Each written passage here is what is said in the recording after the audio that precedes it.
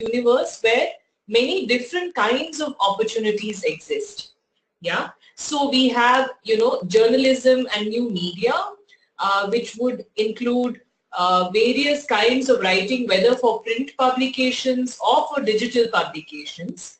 Then we have technical writing, which is, documentation, instruction manuals, and I will be sharing a little bit, little later on about each of these different kinds of writing opportunities. Then we have domain-specific writing, which is, for instance, writing for the banking sector, or writing for the insurance sector, or writing for the aviation sector. Very, very domain-specific writing that calls for a good understanding of the fundamental terms, processes, operational methodologies of that particular industry. Then we come to sales writing. So, sales writing, of course, writings to incentivize or encourage customers to buy, which is search engine optimized writing and product cataloging. So again, with the rise of platforms, there is a lot of demand for writing that is search engine optimized, as well as product catalogs and product descriptions written in a manner that enables your product or your client's product to be picked up by search engines. Then we come to professional blogging, which is really where you see blogging itself becoming a professional career and monetizing your blog, and your blog becoming your primary career. Then we come to writing a book and either publishing it through a traditional publisher or even going in for a self-publishing. And a related one here is ghostwriting, where you are not writing a book for yourself, but you're really writing a book on behalf of somebody else who either does not have the time or the expertise to really write an entire book, but has something interesting to say. Today in the session, we'll be talking about the first 6 or 7 on this list.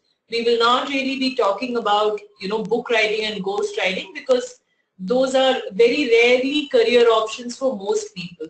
Very few people write books as their primary source of livelihood. So we will not really be exploring that in this session. We will now go through each of these types of writing that I mentioned very briefly, and we will learn a little more about each of them. So very first one, and most of us should be aware of these, is journalism and new media. And the only reason I have sort of distinguished between the two is that journalism is usually the term used for more traditional publications, whereas new media formats may or may not have a newsroom like traditional print or even TV channels do. They may be more of views-based rather than news-based. But essentially, the overlap between these two is strong, and today the boundaries between the two are really merging as more and more print publications go online. What are the opportunities here? The opportunities here tend to be of these kinds, features where you cover, for instance, a trend, and you look at that trend from the perspective of various people involved. So it could be somebody who is, let's say if you take a trend like organic home gardens, then a feature story on organic home gardens in Bangalore could include you drawing quotes from somebody who does a home garden, somebody who helps people set up a nursery. You take inputs from all of these different people, add in your own understanding of the subject, and produce a feature story. Then you have interviews and profiles, self-explanatory, where you interview somebody who is doing something interesting in a particular field. And you could either write it up as a Q&A, or you could write it up as a profile, which is written slightly differently, where you weave in your discussion with the person in an interesting manner with quotes included in the story. Then you could have essays, analysis of various topics, especially contemporary issues. You could have reviews, so products, events, movie reviews, book reviews. So freelancers typically tend to work for media in one of these areas. Then we come to technical writing and domain-specific writing. So technical writing is essentially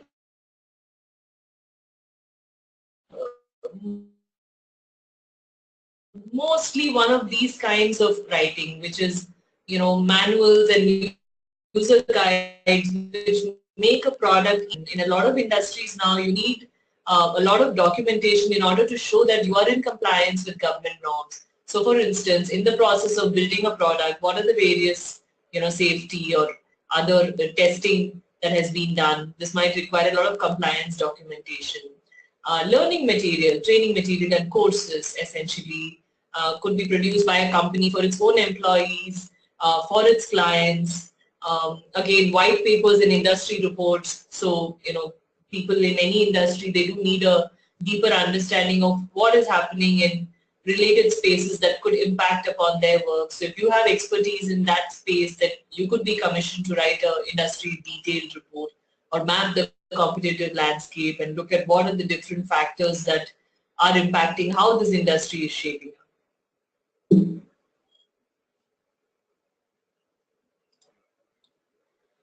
Then we come to sales writing. Sales writing is essentially, very simply put, any copy or any content that actually encourages people to complete a sale. So it could be about giving them reasons to buy. It could be about product comparison with competing products. So essentially telling customers why option A is better for them than option B and C. It could be product description. So for instance, if the product is a very technical one, it is something that is high priced, requires a lot of thought on the part of the user in order to make that decision to buy or not to buy. In that case, you might need to, give a lot of details about the product. How is it made? What is used in it? What are the different processes that have gone into it? How are you ensuring the quality control? So it could even include a lot of information about how a particular product was conceptualized, created, manufactured, in order to raise the credibility and incentivize the user to complete that. Yeah. And again, sales writing could be of various kinds. These are ultimately various mediums that are used to generate sales. So it could be website content, especially landing page. So, you create a page that is everything important about that product, and ultimately when the user lands there at one shot, they, get everything that they most importantly need to know about that product. Could even be a checkout page. So for instance, they hit buy and then, a lot of people, you must have noticed it yourself, sometimes you hit buy but you never complete the checkout process. You decide to drop out for some reason. So even on the checkout page, you could have sales, writing, which encourages the customer to complete the sale. Then brochures and flyers. So these could be print brochures, flyers, ad copy, so advertising itself. You might be writing sales copy that goes in as part of ads, although this is perhaps less frequent because this is typically done more by ad agencies, not as much by content writers.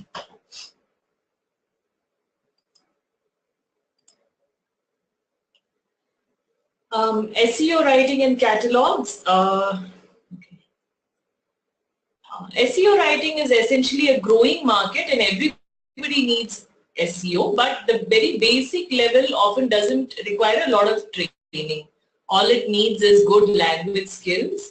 And here I should add that, when we say good language skills, content writing does not always imply good language skills in English. There is a growing demand for every language in India, especially languages like, say, Hindi, Tamil, maybe even Bengali, Marathi. So there is a growing demand for every large Indian language with a sizable population.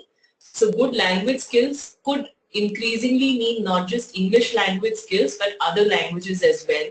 So if you have skills there, that could be something that you consider. The basic level of SEO writing very simply is about, writing content around a product or a service that has the relevant keywords filled in an interesting manner. So this is a good entry point into the content writing market. In my opinion, it can get a little monotonous over time. But there are a lot of SEO professionals who upskill from SEO writing to SEO strategy, and the two are not the same. So if you are, for instance, already doing SEO writing, then you could upskill and graduate to SEO strategy, which is really, helping your customer figure out how they should be doing their SEO, what are the important, technical and language related factors that they should take care of, how do they improve the credibility of their website or other digital properties, right?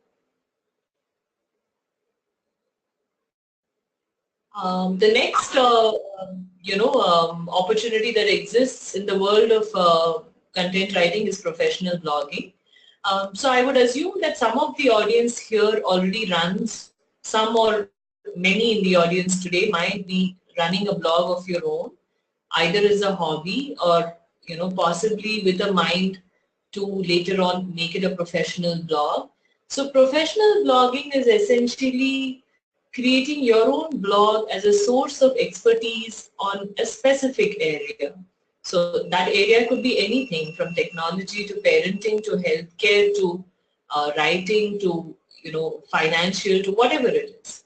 Now the moment you get recognized as an expert in that particular space, you are likely to receive requests from various brands to publicize them on your blog, and this could be in the form of sponsored content such as reviews or even writing, for instance, a personal essay where you integrate the brand in some meaningful fashion, or you might be invited to attend a brand event and cover it on your blog. You might also be invited to do social promotion. So for instance, if your blog has a related social media presence where you have a sizable audience on Facebook, or you have a good showing on Twitter where you're recognized as an influencer on Twitter, then you might be requested to do social promotions as well.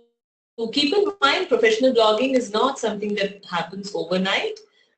Unlike the other kinds of writing we discussed earlier, where essentially you take on a project and you get paid for it, professional blogging does not carry with it any assurance of income. It is something that you work towards over a period of time, and if you succeed at it, then you would be, approached with opportunities. You may also need to create opportunities for yourself about your blog. But until that happens, this does not have a direct source of income as a content writer.